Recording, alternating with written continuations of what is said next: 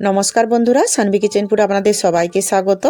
আজ আমি আপনাদের সাথে শেয়ার করব লাউয়ের এমন একটি পিঠের রেসিপি যেটা বানানো একদম সহজ, খেতেও কিন্তু হয় দারুণ টেস্টি।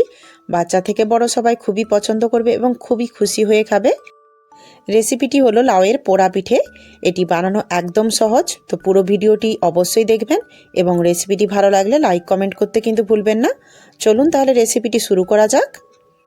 লাউয়ের পোড়া পিঠে বানানোর জন্য এখানে আমি একটা কচি লাউ নিয়েছি, আর লাউটা কিন্তু অবশ্যই কচি নেবেন। নিয়েছি 250 গ্রাম মতো চালের গুঁড়ি। একটা ছোট সাইজের নারকেলকে আমি খুব ভালো করে কুড়িয়ে নিয়েছি কিছু কিশমিশ, কিছু কাজুকে আমি ছোট ছোট টুকরো করে কেটে নিয়েছি। কাজু কিশমিশটা একদম অপশনাল, আপনারা চাইলে স্কিপও করতে পারেন। এখানে আমি 6-7টা এলাচের দানা বের করে খুব ভালো করে গুঁড়ো করে নিয়েছি। প্রথমে আমি লাউটাকে কেটে নেব।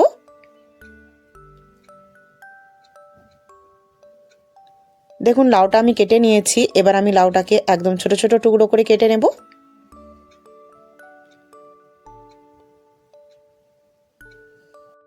লাউটাকে আমি ছোট ছোট টুকরো করে কেটে নিয়েছি। এবার আমি এই টুকরোগুলোর খোসাটা খুব ভালো করে ছাড়িয়ে নেব।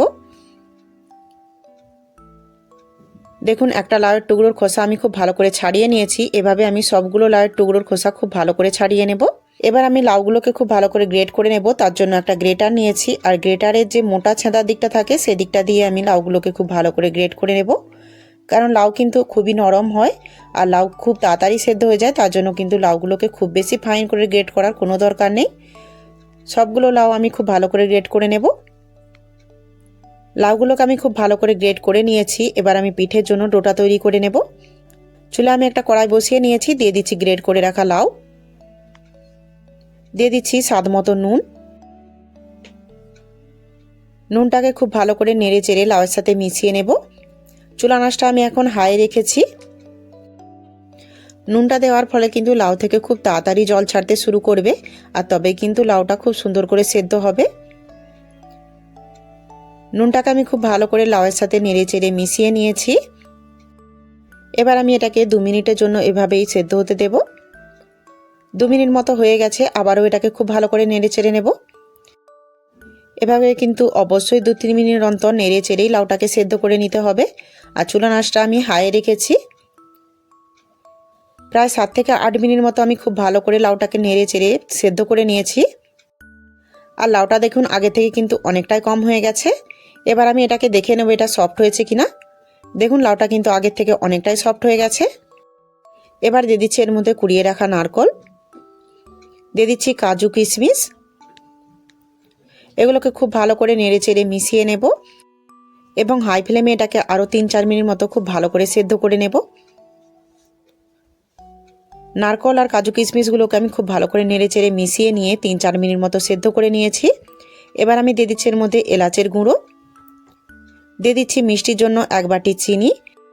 চিনির পরিমাণটা আপনারা আপনাদের স্বাদ মতো কম বেশি করে নিতে পারেন।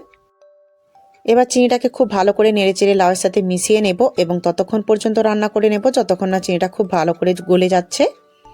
যে সমস্ত নতুন বন্ধুরা আজকে আমার চ্যানেলে প্রথম এসেছেন এবং চ্যানেলটিকে এখনও পর্যন্ত সাবস্ক্রাইব করেননি, তারা প্লিজ চ্যানেলটিকে সাবস্ক্রাইব করে আমার পাশে থাকবেন এবং পাশে থাকা বেল আইকনটি অবশ্যই অল করে নেবেন, যাতে আমার পরের ভিডিওর নোটিফিকেশনটি আপনাদের কাছে পৌঁছে যেতে পারে। চিনিটাকে আমি খুব ভালো করে গলিয়ে নিয়েছি। এখানে আমি অ্যাড করে নিয়েছি কিছুটা চালের গুঁড়ি। একবারে কিন্তু বেশি চালের গুঁড়ি দেওয়া যাবে না, অল্প অল্প চালের গুঁড়ি দিয়ে এই ডোটা তৈরি করতে হবে। খুব ভালো করে গুঁড়িগুলোকে লাউয়ের মিশ্রণটার সাথে আমি মিশিয়ে নেব। চুলা আঁচটা কিন্তু এই সময় অবশ্যই লোই করে নেবেন। দেখুন চালের গুঁড়িগুলোকে আমি খুব ভালো করে লাউয়ের মিশ্রণটার সাথে মিশিয়ে নিয়েছি। আবারও আমি কিছুটা চালের গুঁড়ি এর মধ্যে অ্যাড করে নিচ্ছি। আবারও খুব ভালো করে গুঁড়িটাকে লাউয়ের মিশ্রণটার সাথে মিশিয়ে নেব। চুলা আঁচটা কিন্তু অবশ্যই লোয়ে রাখবেন, তা নাহলে কিন্তু এটা মেশাতে খুবই অসুবিধা হবে, কারণ খুব তাড়াতাড়ি কিন্তু জলটা টেনে যাবে। দেখুন গুঁড়িটাকে আমি খুব ভালো করে আবারও মিশিয়ে নিয়েছি, তবে ডোটা কিন্তু এখনও পর্যন্ত পারফেক্টলি তৈরি হয়নি। দেখুন এটা কিন্তু এখনও চিপচিপে ভাব রয়েছে। বাকি যে গুঁড়িটা ছিল সেটাও আমি এখানে অ্যাড করে নিলাম। এটাকেও খুব ভালো করে নেড়েচেড়ে মিশিয়ে নেব। এই সময় আমি চুলা আঁচটা একদমই বন্ধ করে নিয়েছি।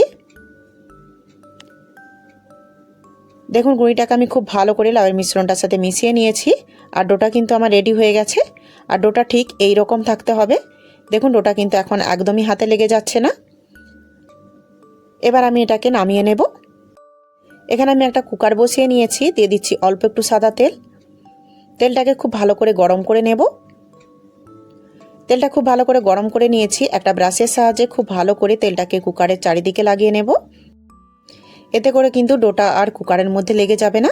তাই অবশ্যই কিন্তু তেলটা খুব ভালো করে গ্রিস করে নিতে হবে। দেখুন তেলটাকে আমি খুব ভালো করে ব্রাশের সাহায্যে কুকারের চারিদিকে লাগিয়ে নিয়েছি। এখানে আমি একটা বাটিতে অল্প জল নিয়েছি। প্রথমে আমি হাতটা জলে ভিজিয়ে নেব। এবার তৈরি করে রাখা ডোটা অল্প অল্প করে কুকারের মধ্যে দিয়ে এভাবে হাতের সাহায্যে চাপ দিয়ে এটাকে চাড়িয়ে নেব। দেখুন সবটা ডো আমি কুকারের মধ্যে দিয়ে দিয়েছি। এটাকে খুব ভালো করে হাতের সাহায্যে চাপ দিয়ে আমি চাড়িয়ে নিচ্ছি। আর হাতে যখন খুব বেশি লেগে যাবে তখন কিন্তু হাতটা অল্প একটু ভিজিয়ে নিতে হবে, তাতে কিন্তু আর হাতে লেগে যাবে না। আর এই সময় কিন্তু চুলা আঁচটা অবশ্যই বন্ধ রাখবেন, তা নাহলে কিন্তু কুকারটা খুব বেশি গরম হয়ে যাবে, তাতে কিন্তু এটা চাড়িয়ে নিতে খুবই অসুবিধা হবে। দেখুন ডোটাকে আমি খুব ভালো করে চাড়িয়ে নিয়েছি। আর এটা কিন্তু খুব বেশি মোটা করেও দেওয়া যাবে না। এখানে আমি যেভাবে মোটাটা রেখেছি সেইভাবেই কিন্তু মোটা রাখতে হবে। দেখুন এখানে কিন্তু আমি মাত্র 2 গাঁট মোটা রেখেছি। আর এর থেকে মোটা দিলে কিন্তু এটা খুব ভালো করে বেক হবে না, তাই অবশ্যই কিন্তু এটা খেয়াল রাখতে হবে। এবার আমি এটাকে ঢাকা দিয়ে দেব। আর অবশ্যই কিন্তু সিটিটা খুলে নিতে হবে, তা নাহলে কিন্তু এটা সিটি পড়তে শুরু করবে।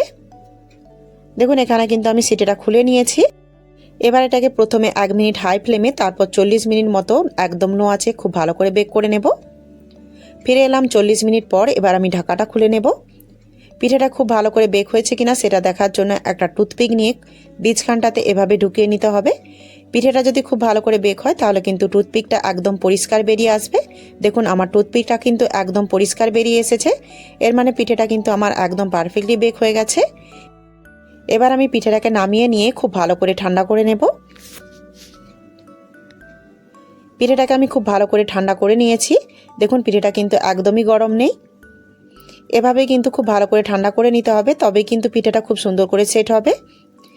এবার আমি একটা খুন্তির সাহায্যে পিঠেটাকে খুব ভালো করে কুকারের চারিদিক থেকে প্রথমে ছাড়িয়ে নেব, যাতে পিঠেটা বের করার সময় ভেঙে না যায়। এবার আমি পিঠেটাকে খুব ভালো করে এটা থেকে বের করে নেব। দেখুন পিঠেটা ঠিক কতটা সুন্দর হয়েছে। দেখুন পিঠেটা যতটা উপরের দিক থেকে সুন্দর হয়েছে দেখতে, ততটা কিন্তু ঠিক নিচের দিক থেকেও সুন্দর হয়েছে। আর এই পিঠেটা কিন্তু খেতেও দারুণ টেস্টি হয়। আপনারা অবশ্যই এভাবে বাড়িতে বানিয়ে দেখবেন। এবার আমি পিঠেটাকে কেটে নেব। আর পিঠেটাকে কাটার আগে কিন্তু অবশ্যই এভাবে ঠান্ডা করে নিতে হবে, তা নাহলে কিন্তু পিঠেটা কাটতে খুব অসুবিধা হবে। যেটা দিয়ে আপনি পিঠেটা কাটবেন সেটার মধ্যে কিন্তু খুব বেশি লেগে যাবে, তাই অবশ্যই পিঠেটাকে খুব ভালো করে ঠান্ডা করে নেবেন।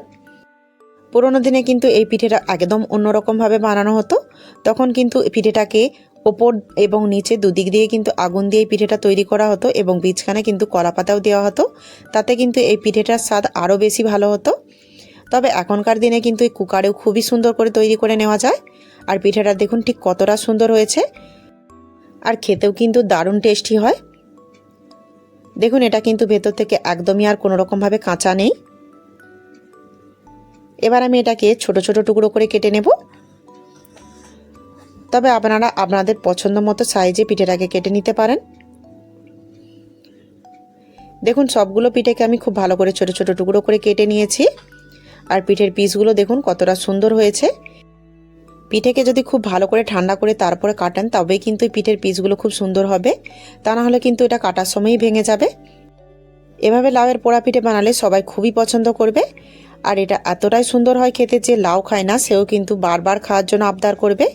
আর এটা ঠিক কতটা সুন্দর হয়েছে, একটা পিঠে আপনাদেরকে আমি ভেঙে দেখে দিচ্ছি। দেখুন দেখুন পিঠেগুলো ঠিক কতটা সুন্দর হয়েছে, একদম কিন্তু লেয়ার বাই লেয়ার ভেঙে যাচ্ছে। দেখুন এভাবে আপনারাও বাড়িতে অবশ্যই বানিয়ে দেখবেন।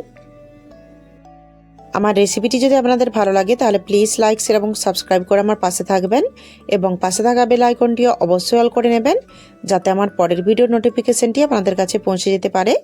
এবং আমার রেসিপিটি যদি আপনাদের ভালো লাগে তাহলে সুন্দর একটি কমেন্ট করতে কিন্তু ভুলবেন না। পুরো ভিডিওটি দেখার জন্য আপনাদেরকে অসংখ্য ধন্যবাদ। ভালো থাকবেন, সুস্থ থাকবেন।